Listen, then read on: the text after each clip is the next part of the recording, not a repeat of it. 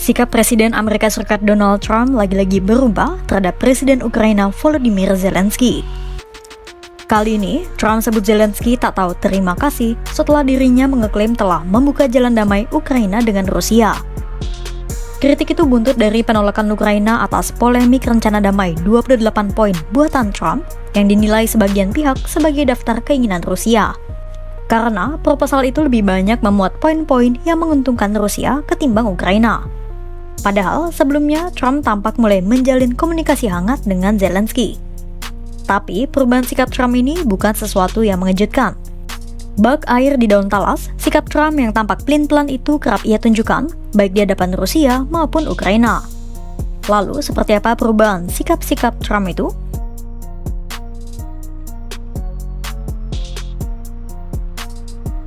Melansir Associated Press, pada bulan Januari hingga Maret 2025, Trump sangat ramah ke Presiden Rusia Vladimir Putin. Sebaliknya, sikap Trump ke Zelensky di bulan-bulan itu justru keras. Pada 31 Januari 2025, Trump optimis dirinya bisa mengakhiri perang setelah ia dilantik jadi presiden.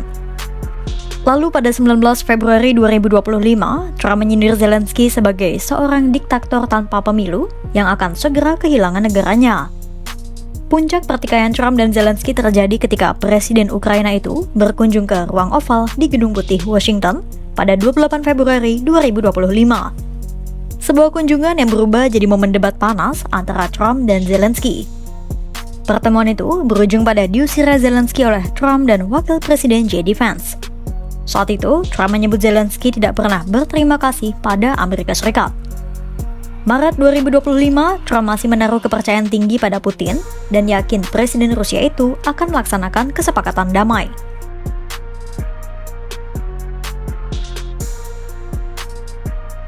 Waktu terus berlalu dan sikap Trump terhadap Putin mulai menunjukkan perubahan di bulan April hingga Mei 2025.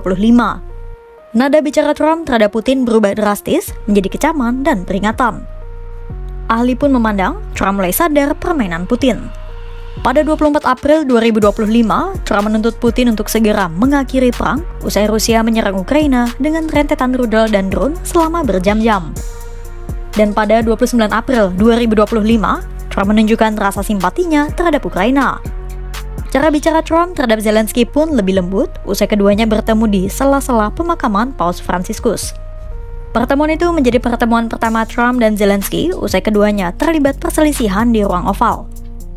Kritik Trump terhadap Putin semakin pedas setelah Trump menyebut Putin sebagai orang gila pada 25 Mei 2025. Di saat Trump frustrasi dengan Putin, Trump mulai memperbaiki hubungannya dengan Zelensky. Sikap keras Trump terhadap Putin pun tak berhenti dengan mengatai Presiden Rusia itu gila. Pada 8 Juli 2025, Trump bahkan menyebut bahwa semua yang disampaikan Putin soal berakhirnya perang adalah omong kosong tak berarti. Dan pada 13-14 Juli 2025, kekecewaan Trump terhadap Putin tampaknya belum mereda. Karena merasa Putin tak melakukan kemajuan apapun untuk mengakhiri perang, akhirnya Trump mengambil jurus andalannya, yakni tarif impor. Trump mengancam akan menjatuhkan tarif impor terhadap negara-negara yang masih menjalin perdagangan dengan Rusia, terutama pembelian minyak Rusia.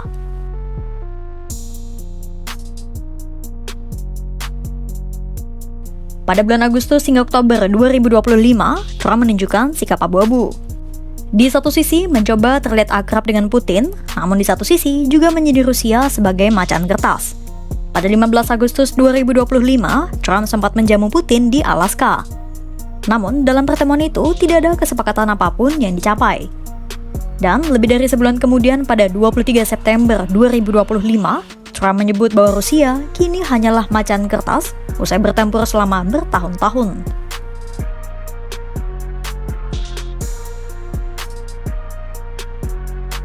Dan pada pertengahan Oktober sampai November 2025, Trump terlihat sudah mulai frustasi dengan Putin maupun Zelensky. Satu-satunya fokus Trump hanyalah berakhirnya perang. Terlepas apakah kesepakatan yang dibuat untuk mengakhiri perang itu berdampak buruk bagi Ukraina dan Eropa ke depannya.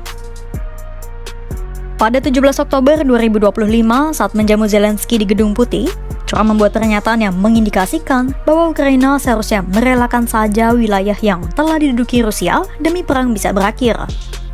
Trump juga memberi isyarat bahwa dirinya tak akan menjual rudal Tomahawk ke Ukraina. Sebuah langkah yang diharapkan bisa membuat Putin duduk di meja perundingan. Lalu pada 22 Oktober 2025, Trump menyebut baik Putin maupun Zelensky harus bersikap masuk akal. Pernyataan itu muncul usai Trump menjatuhkan sanksi ekonomi terhadap Rusia dan menyebut Putin tampaknya menunjukkan sikap positif.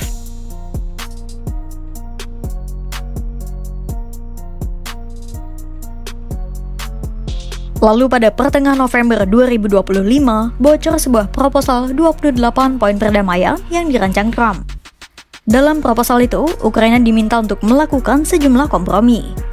Mulai dari menyerahkan semua wilayah Donbas ke Rusia, berkomitmen untuk tidak pernah bergabung dengan NATO, mengurangi personel militer dari 900.000 jadi 600.000 orang, dan memberikan amnesti untuk tahanan perang Rusia.